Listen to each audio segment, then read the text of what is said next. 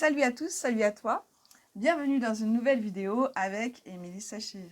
Bonjour Edith, ravie d'être là.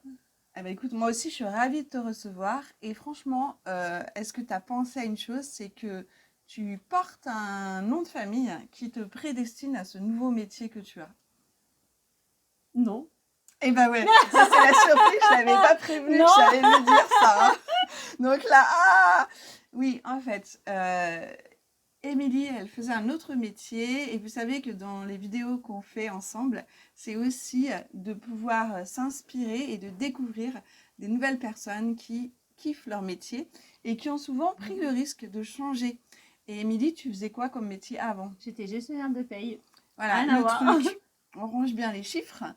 Et maintenant, je sais que tu t'épanouis dans un autre métier où je préfère te laisser dire toi. Je suis home organizer. Voilà, organizer, j'ai toujours du mal. C'est terrible. Alors, avant que tu nous dises un petit peu tout ça, ce que je peux vous dire, c'est rester jusqu'au bout de la vidéo. Émilie va vous donner des tips. Donc, c'est des choses qui vont vous aider pour votre quotidien, pour ranger, on va voir tout ça. Moi, je t'ai connue dans un groupe de Facebook, Les Prodigieuses, plutôt autour de Grenoble, en Isère. Et du coup, c'est ton secteur d'intervention, Oui, on est d'accord? c'est ça. D'accord. Donc, home organizer. Waouh, mais qu'est-ce qui t'a... D'abord, c'est quoi ce métier? Alors c'est l'accompagnement au tri, désencombrement et à la réorganisation des espaces pour que ce soit plus serein. Ça veut dire que ça peut être notre maison, celle en bordel, Oui, notre lieu de travail. aussi. Est-ce que N'importe quelle pièce de la maison. Est-ce que ça t'est déjà arrivé d'aider à désencombrer vraiment des trucs trop encombrés? Non, ça correspond pas.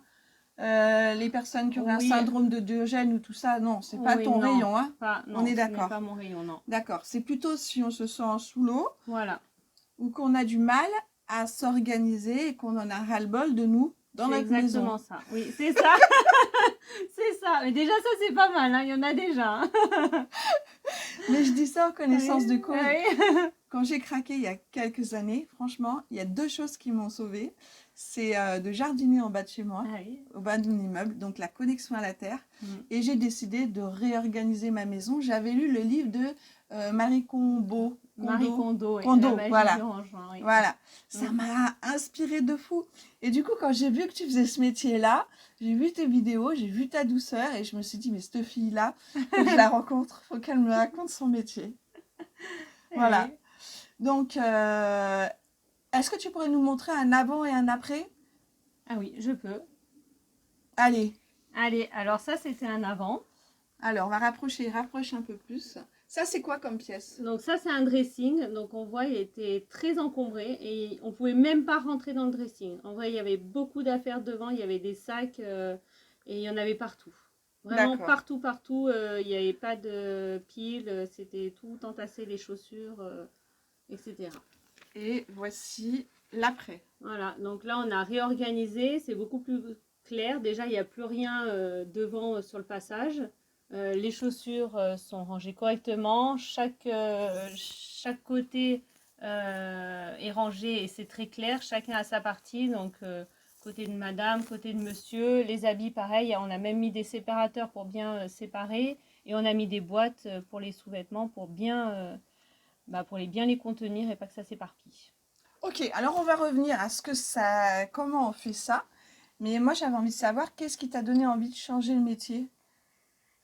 Et ben en fait, j'ai découvert ça sur Internet en scrollant sur les réseaux, sur ma route des vacances. En fait, j'ai vu qu'une personne avait fait appel à une home organizer. Et alors là, je me suis dit, il est fait pour moi. Je savais pas que ce métier existait. Ça a été le déclic de ta vie. Ah ouais, ça m'a appelé et tout. Alors bon, j'étais dans un contexte où c'était aussi un peu compliqué au travail, où j'étais pas trop en accord et que je cherchais vraiment du sens et de la bienveillance dans mon travail.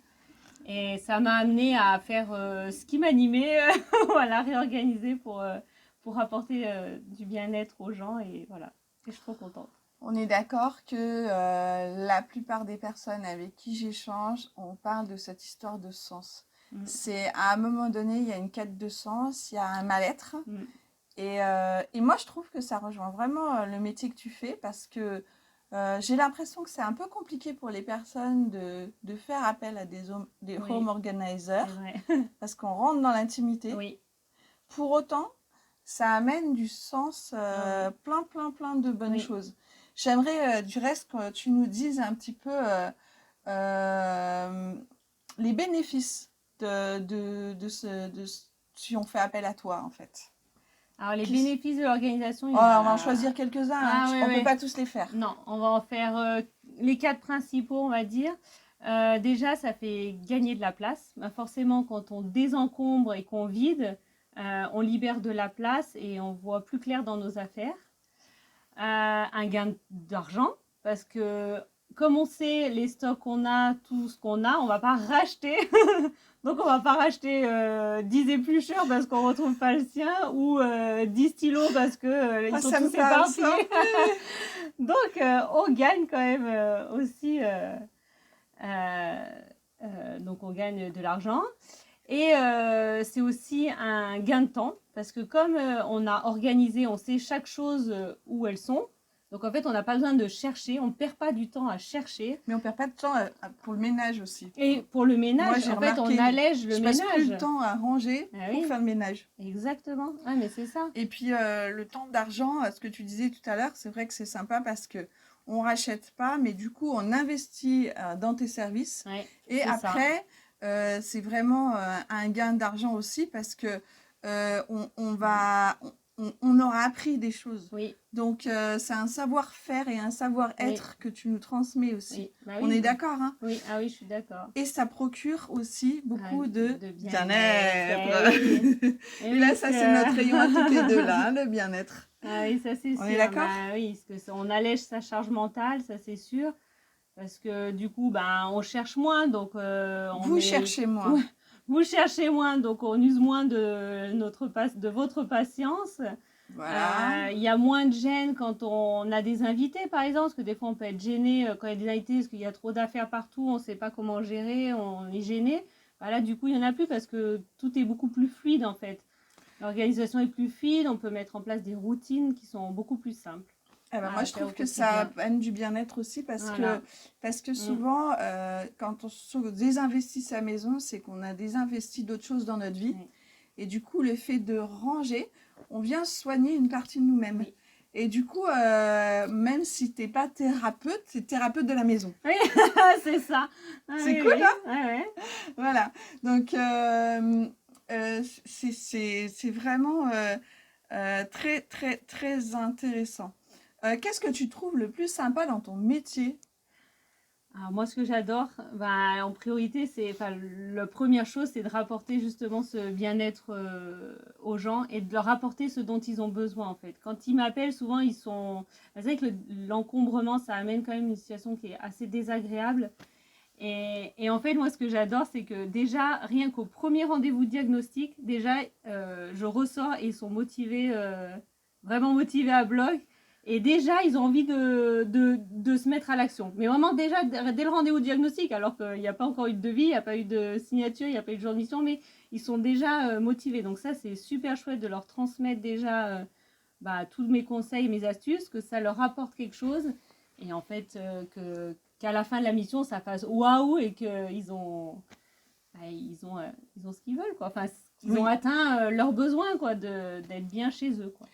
Dans leur espace. Moi, j'ai l'impression que c'est un peu comme faire appel à une femme de ménage. Alors, je réduis pas ton métier à ça, mais ça me fait penser à ça, le frein, parce qu'on a tous des freins dans nos métiers. J'en ai aussi dans les miens où on peut penser que c'est vraiment chelou, des choses comme ça.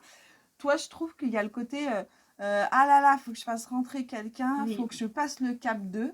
Mais une fois qu'il est franchi, mais franchement, allez-y si vous avez un souci de ce côté-là, parce qu'en fait, on devient autonome avec toi. Ah bah oui, l'idée c'est que ça se pérennise, oui, bien sûr, que ça dure dans le temps et que l'organisation elle soit moins maintenue pour que ce soit plus simple au quotidien, mais sur le long terme, quoi. D'accord. Effectivement, oui.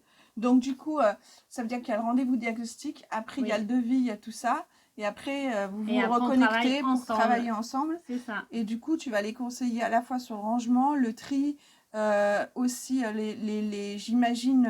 comment on appelle ça? Les boîtes. Les contenants. Oui, c'est ça. Je me dis, j'adore fait. ça. Ah oui. Ah ouais, c'est super ça. Mais c'est la vie, les contenants et les boîtes.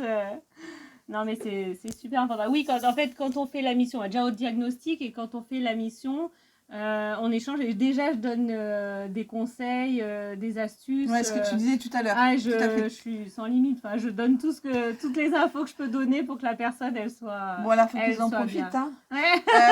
Est-ce que tu peux nous donner des tips pour Ah oui. terminer? Vous retrouverez toutes les infos sur Émilie sous la vidéo, donc n'hésitez pas. Si vous avez des commentaires à faire, faites-le. Commentez, partagez.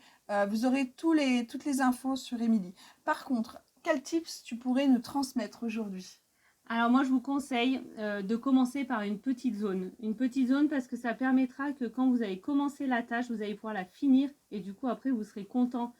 Si vous commencez par une grande pièce, après, vous risquez de ne pas finir. Est-ce que tu as un et d'être exemple frustré. de petite zone, par Une table exemple? de chevet. D'accord. C'est petit, on accumule souvent beaucoup de choses, des bijoux, des médicaments, des cartes postales, enfin je sais pas, des affaires qui peuvent être rangées ailleurs. Donc l'idée c'est de tout vider, de trier. Donc quand on trie, on se pose des bonnes questions. C'est est-ce que ça m'est utile? Est-ce que c'est encore utilisable? Est-ce que ça me fait plaisir de l'avoir? Toutes ces questions. Ensuite, bien sûr, on nettoie la surface qu'on a vidée. On catégorise, c'est-à-dire qu'on met par type d'objet.